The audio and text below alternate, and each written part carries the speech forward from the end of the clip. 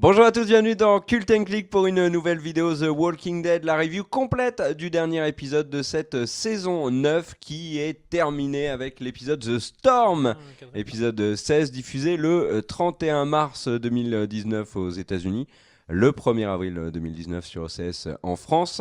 Un épisode qui a fait beaucoup parler avant sa diffusion, notamment au niveau de la production qui en a fait des tonnes, on peut le dire.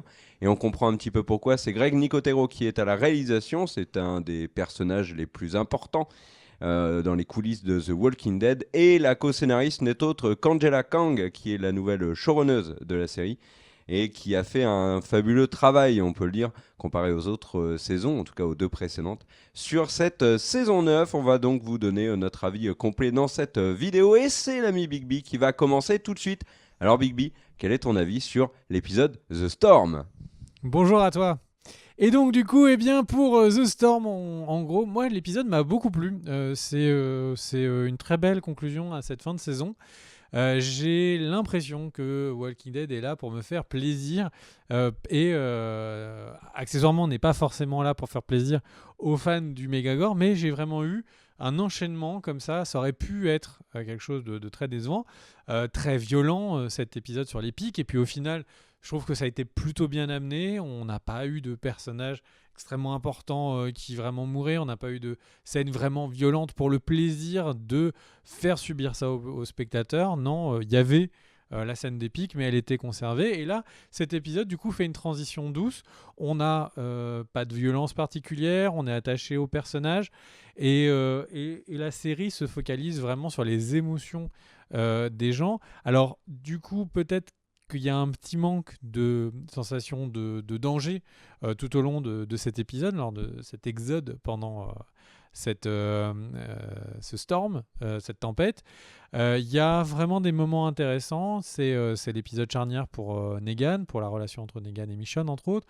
Il y a Carol qui, je trouve, on est encore en train de développer de nouvelles tonalités du personnage. Daryl qui s'assoit un peu comme le grand frère, Daryl le grand frère des bas-fonds des Walking Dead. En gros, on a vraiment un épisode qui, je trouve, est focalisé sur les personnages, et c'est un combat contre les chuchoteurs qui durait 10 minutes parce qu'ils ont traversé la frontière. Ça m'aurait pas forcément donné envie de regarder la suite de la série. Là, on a les chuchoteurs, on sait que c'est un arc important.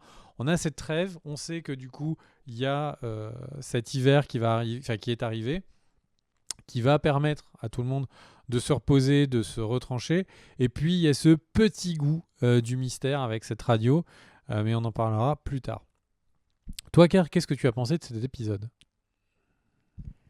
Bah, globalement, j'ai envie de te rejoindre. C'est un épisode sympathique de conclusion de saison. Très clairement, le climax, c'était l'épisode précédent avec les pics. Là, on a un épisode qui nous amène petit à petit vers la saison 10 avec des modifications, hein. Par exemple, le statut de Ezekiel et Carol, qui visiblement, d'après les informations parséminées dans cet épisode, auraient changé leur statut sur Facebook. Et puis voilà, et puis aussi, c'est quelque chose que j'ai beaucoup aimé dans cet épisode, c'est les constantes références au passé. Il y en a beaucoup. Alors, par exemple, des clins d'œil, tu vois, par exemple, la traversée d'Alexandria sous la neige fait indéniablement penser à la traversée d'Alexandria avec la horde de zombies qu'on avait pu voir précédemment avec Rick et Carl. Il y a Negan qui fait un petit clin d'œil à Eugène. On a la visite dans le sanctuaire. On a le départ du royaume. Il y a bien évidemment des références aux victimes des pics. On a aussi référence à la relation très forte entre Daryl et Carol. On a une référence au père Gabriel, même à Maggie. Donc en fait, il y a plein de petits clins d'œil au passé. C'est une conclusion et une petite ouverture vers la saison 10 sans vraiment nous laisser sur un cliffhanger qui pourrait être rageant. Ça nous amène une nouveauté. La nouveauté, c'est la neige, c'est l'hiver, et le soin réel et qu'on peut saluer des créateurs de la série d'avoir travaillé cet univers enneigé là, avec quelques idées, les zombies qui sortent de la neige. C'est très sympathique, c'est pas un épisode qui va me marquer particulièrement, mais c'est un épisode qui fait franchement le boulot, tout en soulevant chez moi quelque chose qui me perturbe un petit peu, c'est justement l'hiver et toutes les innombrables questions que cela suscite, mais on en parlera après. Et du coup, partons tout de suite sur l'hiver, justement, puisque c'est ton point, mon cher Kerr. Moi, déjà, j'ai quelques interrogations. Ils ont presque l'air, je sais pas ce que toi t'en penses, mais ils ont presque l'air étonnés quand les zombies sont presque gelés. Et ils sont aussi surpris quand les zombies sont sous la neige. Et c'est quelque chose. Alors, nous, spectateurs, c'est la première fois qu'on voit un hiver dans Walking Dead. Mais eux, là, normalement, ça fait 6, 7, 8 et c'est hiver, en fait, qu'ils ont eu. Donc, j'ai envie de dire, ils devraient être mieux préparés que le spectateur qui découvre. Donc, ça m'a un peu étonné. Du coup, je me suis quand même demandé pourquoi est-ce que eux étaient aussi surpris de tout ça. Il y a effectivement un élément qui est intéressant, c'est parce que donc l'arrivée de cet hiver, l'arrivée donc de cette gel des marcheurs, ça annihilie complètement une très grande partie de la force des marcheurs, des chuchoteurs, pardon. J'étais sur une autre série là. Et donc des chuchoteurs, c'est-à-dire que la horde, bon bah du coup, elle est inexistante, enfin sa force de frappe, elle est inexistante. Les chuchoteurs, bah, s'ils se baladent, bah, du coup, ils seront faciles à récupérer. Et donc, en fait, cette saison où on avait des chuchoteurs qui auraient pu être extrêmement dangereux, là, eh bien, pendant cet hiver, il y a un avantage naturel qui est donné à Alexandria, à la colline. Et ça, je trouve ça intéressant. Toi, qu'est-ce que tu en as pensé de cet hiver? Mais c'est justement ça le problème, tu as mis le doigt dessus. Ils sont donc dans un territoire américain qui est confronté à des hivers qui sont normalement délicats, hein, puisque on sait ils étaient plus très très loin de Washington, etc. Donc là-bas, il y a souvent des blizzards, etc. L'hiver est pas facile et on a l'impression, comme tu le dis, qu'ils découvrent l'hiver. Donc, comment ça se fait qu'ils ne sont pas équipés pour faire face à l'hiver? Comment ça se fait qu'ils ne se sont pas du tout préparés, par exemple, à Alexandria pour essayer d'avoir des cheminées en parfait état, du bois, etc. Enfin, tout ça m'a un petit peu dépassé. Euh, et vis-à-vis des marcheurs, alors j'allais dire des marcheurs blancs, comme toi, depuis tout à l'heure je les appelle les marcheurs, c'est peut-être de ma faute d'ailleurs si tu t'es trompé, des zombies. euh, Bah, les zombies, quid des zombies l'hiver? Alors moi j'avais lu un producteur, je me demande si c'était pas Nicotero d'ailleurs, qui avait expliqué qu'on voyait jamais les zombies l'hiver parce que l'hiver les zombies gelaient. Alors par contre ça je l'ai pas vu ou alors je l'ai peut-être loupé hein, dans le comics, mais pour moi c'était acquis qu'on verrait pas les zombies.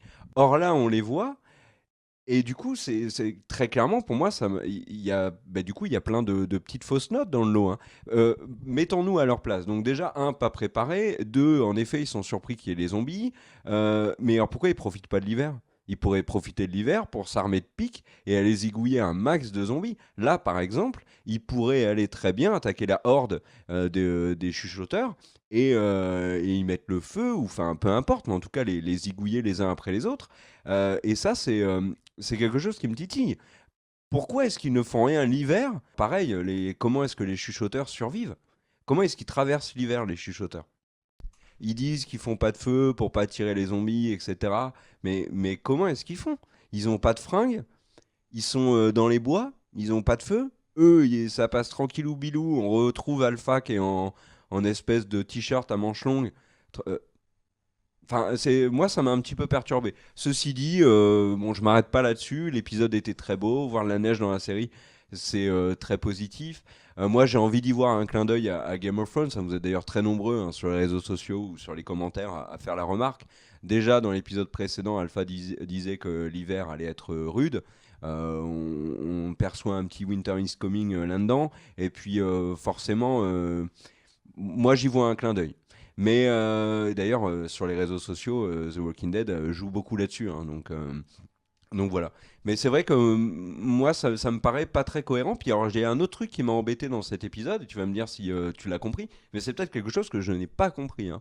Que fait le chien de Daryl à Alexandria?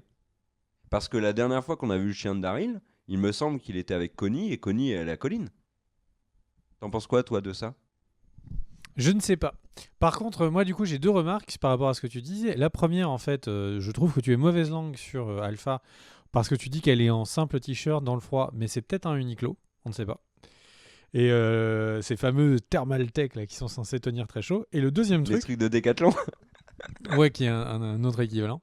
Et du coup, le deuxième truc, c'est en fait, bon, l'hiver est rude. L'hiver est rude dans l'endroit où ils sont. C'est pas, ils sont pas aux Bahamas, c'est pour la première fois il neige. C'est l'endroit géographique où ils sont, aux États-Unis, est un endroit où les hivers sont très rudes. Du coup, pourquoi est-ce que le rush, depuis plusieurs épisodes, n'était pas sur le fait de faire des réserves de nourriture? Parce que là, on le voit quand on arrive à Alexandria, tous les champs sont glacés. Donc du coup, ils ont peut-être 4-5 mois à tenir sur les réserves qu'ils ont engrangées. Et du coup, les réserves des villes, c'est ça ou la mort en fait. Donc c'est vraiment cet hiver, enfin, la gestion de l'hiver ou la non-gestion de l'hiver, pour être plus précis, m'a un peu perturbé. Et je suis d'accord avec toi, les chuchoteurs en t-shirt, peut-être que du coup, ils ne seront plus une menace à l'épisode prochain, enfin à la saison prochaine, parce qu'ils seront tous morts du froid. Si Bah ensuite non, on parce peut... qu'on les a revus. On les a revus, même que Beta dit ah, l'hiver a fait du bien à la meute, etc. Oui, c'est une blague. Ah, Je ne oui, pensais pas d'accord, qu'ils mais allaient de l'autre tous côté, mourir les juste mecs ont du blizzard. d'énormes pulls, ils sont en train de crever de froid, quoi. Et donc, ensuite, l'autre point que je voulais aborder avec toi, c'est Daryl. Daryl qui est vraiment extrêmement central. En fait, Daryl parce qu'il fait la liaison avec Lydia et le reste du monde, même si là, c'est créé une liaison entre Lydia et Carol. Il y a également la liaison entre donc Daryl et Alexandria, où décidément, on a l'impression qu'il va revenir. Et il y a également ce lien entre Daryl et Ezekiel et Carol qui était un peu plus étonnant pour moi, où quand Ezekiel lui dit mon pote et tout, c'est ma meuf, lâche l'affaire. C'est un peu étonnant de dire ça à un mec qui vit en ermite avec un chien qu'il appelle chien et qui a vraiment un trappeur. Donc j'ai pas compris du tout ce moment. C'est comme si la série disait oui oui en fait tu sais la relation entre Carol et Daryl qui est intéressante, un petit peu ambiguë. En fait c'est pas du tout ambigu, hein, c'est juste qu'ils veulent se choper mais ils le font pas. J'ai trouvé ça bizarre. Enfin, Ezekiel était déjà présent à l'antenne parce que c'est lui qui parle à Judith à la radio. Il y a vraiment un. Il était déjà présent en fait. Je comprends pas à quoi sert cette scène. Tu pourras sans doute réagir. Mais voilà, ce Daryl qui prend, qui continue de prendre de l'importance, qui s'occupe de Lydia, qui est humain avec Lydia, qui est l'inverse de Daryl, qui était un petit peu en mode combuté de la saison précédente, et là qui est vraiment, je trouve, hyper intéressant. Donc ce Daryl qui apporte, en tout cas, je trouve beaucoup à cette saison. Qu'en dis-tu? Il y a un des producteurs qui a sous-entendu que relation entre Carol et Daryl, il pouvait y avoir. Donc j'espère pas, parce que je trouve que ça serait une énorme connerie. Il faut qu'il y ait une amitié très très forte entre les deux personnages, mais totalement platonique. Et là, en plus, la série te développe Daryl et Connie. Pourquoi est-ce que Carol, soudainement? Je pense plutôt que là, cet épisode, c'était pour nous. Carol a dit quelque chose de très important. Elle a dit qu'elle ne regretterait jamais le conte de fées avec Ezekiel. Et je pense que le décès d'Henry met un terme brutal à tout ça. Et que Carol, dans cette situation-là, elle préfère se rapprocher de son ami et s'éloigner de son amant, tout simplement. Mais moi, je pense pas qu'ils vont développer une relation entre les deux personnages. Après, tu l'as dit, Daryl est extrêmement important, il est devenu très important. Ils ont répondu, je trouve, d'une manière admirable à toutes nos interrogations qui faisaient suite au départ de Rick, puisqu'on savait que c'était Norman Reedus qui reprenait les commandes de la série.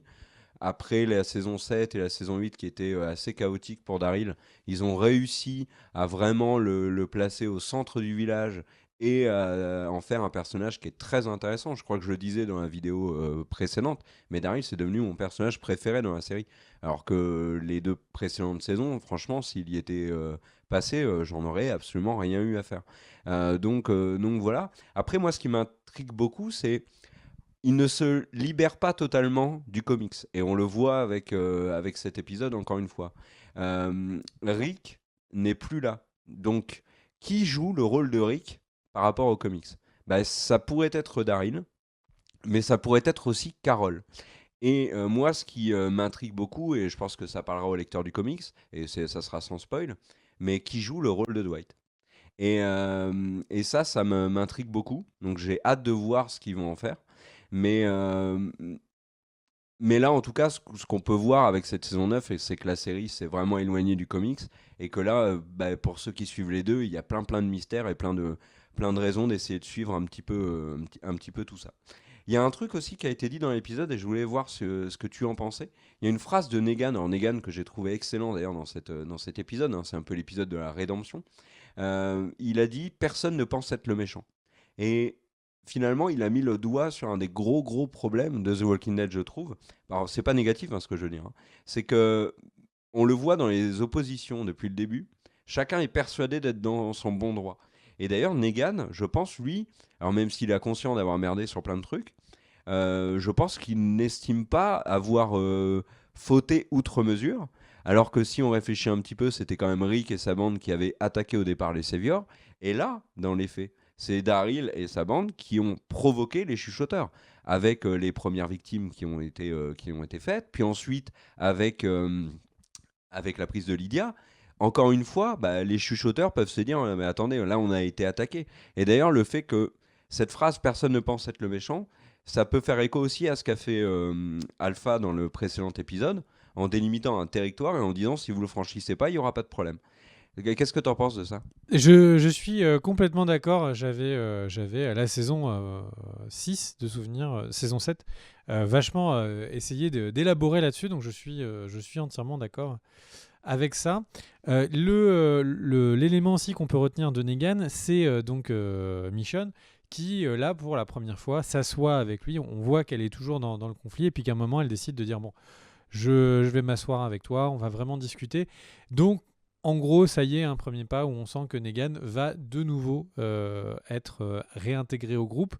C'est vraiment Judith qui est son ange, hein, qui est la personne qui va lui amener chance, bonheur et un petit chat doré chinois, qui va lui amener en fait de nouveau son lien avec le reste des communautés. Moi, je trouve ça assez intéressant et je pense que du coup, quelque part, on va voir ce fameux rêve qu'avait eu Carl, sans Carl, mais où Negan est de nouveau avec tout le monde en train de avec sa petite pelle, essayer de prendre et cultiver à Alexandria. Il y a un autre élément, enfin il y a deux autres éléments sur lesquels je voudrais qu'on passe rapidement avant la fin.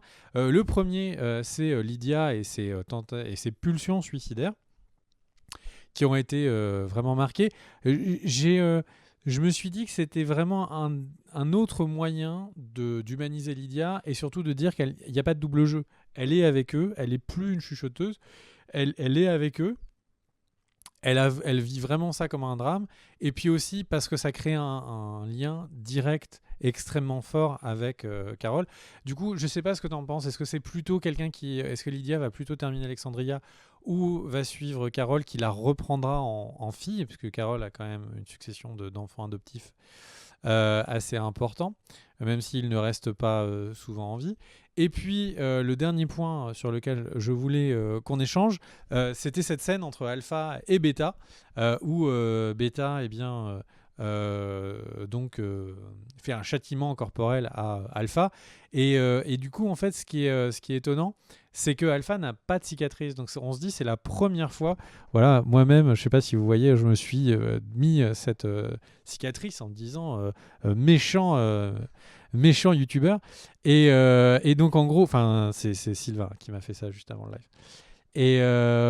Et donc, en gros, le truc, c'est que on a vraiment une impression que Alpha est encore plus pété dans sa tête maintenant qu'elle a plus sa fille qu'elle ne l'était avant, et que du coup en fait ils veulent nous faire comprendre que, tu comprends, c'est pour ceux qui connaissent looping de l'agence Touriste, elle est timbrée, elle est capable de tout, et du coup c'est ça qui en fait un danger encore plus important que Negan, qui était comme on le disait, assez carré dans ses petites bottes et dans son petit cuir. Il pensait vraiment avoir raison. Qu'est-ce que tu penses de ces deux éléments, mon cher Car, avant de conclure, et je te laisserai le mot de la fin. Alors, déjà, Angela Kang a dit que Alpha était la méchante la plus méchante de la série, la plus grosse psychopathe. Elle était difficile à cerner, elle était surtout imprévisible et capable des plus grandes cruautés. Bon, on l'avait déjà vu. Là, la punition, bon, bah, c'est ce qu'elle faisait à Lydia, parce que Lydia a les mêmes cicatrices. Je pense qu'elle les a faites, Alpha, parce qu'elle estime avoir fauté, comme elle le dit à Beta. Après, pour revenir sur Carole et Lydia, je pense que Lydia va être élevée conjointement par Carole et Daryl. Que les scènes de suicide étaient là pour rapprocher finalement Carole et Lydia, que Carole ait ce besoin de sauver la fille qu'aimait son fils adoptif. Mais après, moi, ça m'a un peu gêné que Lydia fasse ça. Pourquoi est-ce qu'elle se barre? Pourquoi est-ce qu'elle essaye de se suicider? Ok, elle s'en veut, d'accord, mais Henry a perdu la vie finalement pour elle. Rien que pour ça, elle devrait se battre et rester dans ce monde chaotique, enneigé, recouvert de zombies. Donc voilà. Et alors, tu me parlais du mot de la fin, mais le mot de la fin va concerner finalement l'enregistrement, enfin en tout cas la voix que l'on entend dans la radio à la fin. Quel est ton avis là-dessus? Alors c'est une voix masculine à travers une radio, et je n'ai pas entendu Rick, parce qu'il y avait beaucoup de questions, beaucoup de personnes Alors, c'est sur une voix Internet féminine, hein. qui disaient est-ce que oui ou non c'est Rick qui du coup parle à travers cette radio. Bah, j'ai pas du tout l'impression. C'est un petit peu juste un petit coucou, il y a plus qui vient après. Voilà, qui parle dans cette radio, on découvrira. Est-ce que c'est le groupe qui a sauvé Rick? Je ne pense pas, sinon il y aurait peu de raisons aux 3 téléfilms. Mais en tout cas, c'est enfin que les 3 films soient séparés comme ça de la série. Mais moi, ça m'intrigue, mais j'ai pas l'impression qu'on peut avoir plus d'infos que ça. Toi, tu en as, Ker? Tu es sur le coup, sur la brèche? Ah ben, en toute transparence, ceux qui ont lu le comics n'ont aucune surprise. Donc voilà. Par contre, moi, je trouve dommage tout le teasing qui a été fait cette semaine autour de la radio, puisqu'en fait, il y aurait eu un leak dans la semaine qui expliquait que Elle est c'était parfaite cette Rick photo. qui discutait avec Eugène. Et en fait, bon, bah, ça se confirme pas du tout. Et suite à cette information-là, on a beaucoup de membres de la production qui ont dit: ah, faites attention à la radio d'Eugène, c'est très important. Il y a eu pas mal d'articles qui disaient que on allait avoir une énorme révélation. Dans les faits, non. Alors, c'est une voix féminine. Pour l'instant, c'est tout ce qu'on sait. Il y a rien de plus. Merci à tous, et on se retrouve demain ou après-demain ou après-après-demain, on ne sait pas. En tout cas, on se retrouve très vite pour des prochaines vidéos. Si vous voulez ne pas louper les prochaines vidéos, c'est simple. Il suffit de vous abonner à la chaîne. Merci. Et également d'activer la petite notification. On rappelle, puisqu'on est sur la plateforme YouTube et que c'est comme ça que ça marche, qu'il faut, eh bien, si vous avez bien aimé la vidéo, mettre le petit pouce vers le haut et évidemment le petit commentaire qui aide au référencement. Des bisous, ciao ciao.